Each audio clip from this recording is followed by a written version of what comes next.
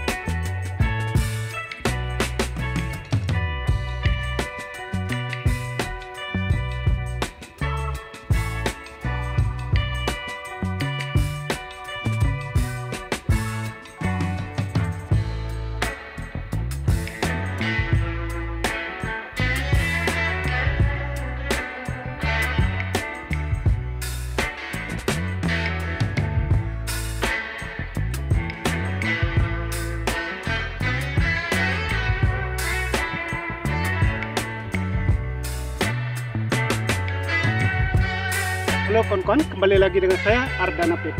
Nah, pada hari kawan-kawan kita berada di kebun tanaman cabai rawit Ori 212. Sebagaimana kawan-kawan bisa perhatikan di samping saya ini, buahnya cukup lebat. Nah, untuk mendapatkan hasil yaitu tanaman sehat, subur serta buah lebat seperti ini, tentunya kita harus merawat tanaman itu dengan ekstra atau dengan teliti. Karena begini kawan-kawan, prinsip di dalam budidaya tanaman cabai khususnya yang kita lakukan adalah sistemnya pencegahan. Kalau sudah terinfeksi dengan berbagai penyakit, itu lebih sulit kita mengatasinya. Nah, hal-hal apa yang harus kita lakukan agar tanaman seperti tadi saya sampaikan, agar sehat, subur, dan buah lebat seperti ini.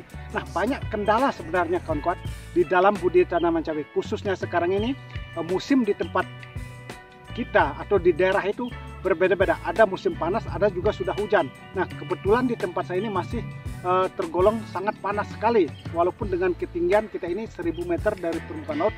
Jadi ada kelemahan, juga ada keuntungannya. Di dataran tinggi itu memang kelembaban cukup lembab, tetapi kalau musim panas itu tanahnya sangat-sangat kering, dan juga untuk air itu sangat susah. Nah, teknik yang kita lakukan agar tanaman tidak kerdil, agar tanaman tetap sehat, tetap berbuah lebat, khususnya kita melakukan sistem pengocoran dengan teknik-teknik yang tepat guna dan tepat sasaran, sehingga tanaman bisa menjadi subur seperti yang kawan-kawan bisa perhatikan, buahnya cukup lebat seperti ini. Nah, inilah yang harus kita menjadi perhatian sebenarnya, karena begini kawan-kawan, setiap petani atau setiap pembudidaya tanaman cabai itu mempunyai cara-cara tersendiri di dalam merawat tanaman itu sendiri. Tetapi secara garis besarnya memang ada yang sama dan juga ada yang berbeda. Nah, samanya adalah cara pengolahan lahan itu tentu. Membuat bedengan, menggunakan plastik busa, itu sama sistemnya. Tapi yang berbeda apakah perlu tambahan kompos ataupun tidak. Nah, ini yang mengetahui kondisi lahan itu adalah petani itu sendiri sebenarnya. Apakah lahannya perlu diisi kompos atau tidak. Dan kebetulan saya ini menanam cabai di lahan bekas dulu kawan-kawan, ini bekas tanaman terung. Walaupun lahan bekas, tapi saya merasa bisa mengembalikan kesuburan tanah dengan teknik-teknik yang saya terapkan. Sehingga setelah melakukan teknik itu dan memberikan nutrisi, tanamannya tetap subur walau tanpa menggunakan kompos. Tetapi sekali lagi saya katakan, lihat kondisi lahan daerah masing-masing. Jika dirasa kurang subur, perlu menambah kompos. Tetapi ingat, kompos itu harus difermentasi agar tidak ada jamur yang merugikan untuk tanaman itu sendiri. Nah, ini kawan-kawan kondisi tanaman cabai batangnya cukup besar seperti ini. Walaupun di tempat saya ini sangat-sangat kering luar biasa. Bisa kawan-kawan perhatikan, tanahnya sangat kering sekali ini. Kita juga tidak melakukan penyiraman. Nah, ini menjadi pertanyaan sebenarnya bagi para petani. Banyak yang menanyakan, apakah lahan kering atau lahan gersang itu bisa tanaman tetap subur tanpa melakukan penyiraman air secara khusus. Nah, kebetulan di sini di tempat kita ini dataran tinggi dan lahannya miring-miring seperti ini, kawan-kawan bisa lihat itu ke bawah sana. Jadi sumber air sangat jauh sekali kita untuk apalagi dengan melakukan perendaman bedengan itu sudah tidak mungkin. Tetapi ada tekniknya yang kita lakukan sehingga walaupun kering seperti ini, lahan tetap subur walaupun di lahan bekas. Makanya saya katakan, apakah bisa tanaman tetap subur dengan kondisi cuaca yang cukup panas, lahan yang begitu kering. Nah, ini buktinya kawan-kawan, tanaman yang kita tanam ini, cabai ini cukup subur luar biasa, buahnya sangat lebat. Dan itu bisa kawan-kawan lihat. Ini lahannya bertingkat-tingkat seperti yang saya sampaikan. Nah, teknik yang kita gunakan adalah kita sebelum namanya melakukan penyepraian itu, pada awalnya kita melakukan langkah pertama adalah melakukan sterilisasi lahan dengan menggunakan bahan asam humat, jamur trichoderma, dan silika karbon. Kita kocor pada setiap lubang tanam ini. Nah, itu sangat bagus sekali karena tanah yang tidak subur, tanah yang banyak bakteri atau jamurnya bisa normal kembali dengan melakukan sterilisasi lahan. Dan kemudian di usia 5 harinya kita juga melakukan pengocoran dengan suplemen tanaman atau pupuk organik. Kita menggunakan asam amino dan fosfat cair. Asam amino yang kita gunakan adalah mereknya Vigorin, sedangkan fosfat yang kita gunakan adalah Mordenpul, sehingga tanamannya bisa lebat seperti ini. Jadi itulah kegunaan daripada asam amino dan fosfat itu. Walaupun cuaca yang sangat terik, sangat panas sekali, walaupun lahan kering, bisa menjadi subur dengan pengocoran asam amino dioplos atau dimix dengan fosfat cair, kawan-kawan. Nah, bisa kawan-kawan lihat, bunganya tidak rontok, aman di sini boleh dikatakan, karena kita juga melakukan penyepraian dengan unsur kalium, fosfat, dan boron merek Kalinet, dan juga melakukan pengocoran juga dengan menggunakan kalsium dan boron pada setiap lubang tanam. Nah, hanya dengan itu tanaman akan menjadi sehat, tahan panas ataupun tahan hujan. Yang penting kita tahu tekniknya.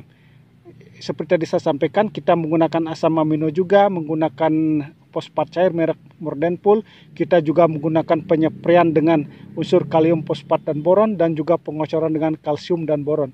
Jika itu dilakukan, maka tanaman akan menjadi sehat, menjadi subur seperti ini, kawan-kawan. Nah, buahnya akan semakin lebat tanpa terjadi namanya gugur bunga ataupun gugur buah, kawan-kawan. Jadi sistem yang saya gunakan walaupun di lahan kering dan cuaca yang sangat panas sekali, yaitu kita selalu melakukan pengocoran dengan asam amino dan fosfat cair mereknya adalah Vigorin dan Mordenpul, dan juga kita melakukan penyepraian dengan unsur kalium, fosfat, dan boron merek Kalinet, dan juga kita melakukan pengocoran lagi dengan menggunakan kalsium dan boron sehingga tanamannya bisa subur seperti ini tanpa ada yang layu, gugur bunga ataupun gugur buah. Jika itu dilakukan dengan teliti, maka tanaman akan berbuah lebat, subur, dan menghasilkan sesuai dengan apa yang kita harapkan.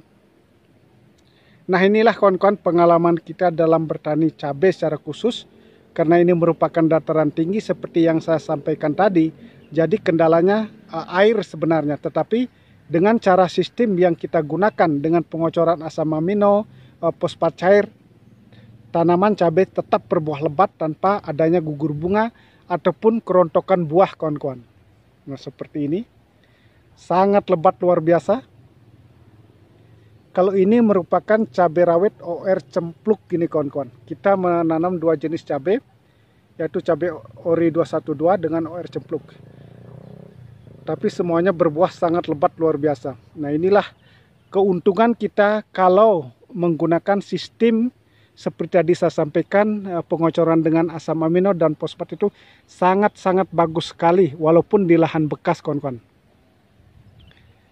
Nah, ini kondisi tanamannya. Jadi lahannya bertingkat-tingkat ini, kawan-kawan. Ini banyak pohon pisang. Biasanya kalau pohon pisang itu banyak identik dengan layu fusarium. Tetapi boleh dikatakan di tempat kami ini aman. Karena kita melakukan pengocoran atau melakukan sterilisasi lahan di awal tanam itu. Sehingga tidak ada mengalaminya kelayuan. Nah, ini bunganya sangat lebat sekali buahnya ini. Double-double ini cabai rawit ori 212. Bunganya sangat lebat sekali. Dan sedangkan untuk mengatasi daripada keriting daun, karena di musim kemarau itu dominan menyerang adalah tungau dan trip. Kita menggunakan bahan aktif abamectin dan juga menggunakan obat Pegasus, kawan-kawan. Nah, semoga apa yang saya sampaikan, semoga apa yang saya berikan dari pengalaman saya bertani ini dapat membantu atau bermanfaat bagi kawan-kawan kita semua. Semoga kita kedepannya menjadi sukses sama-sama.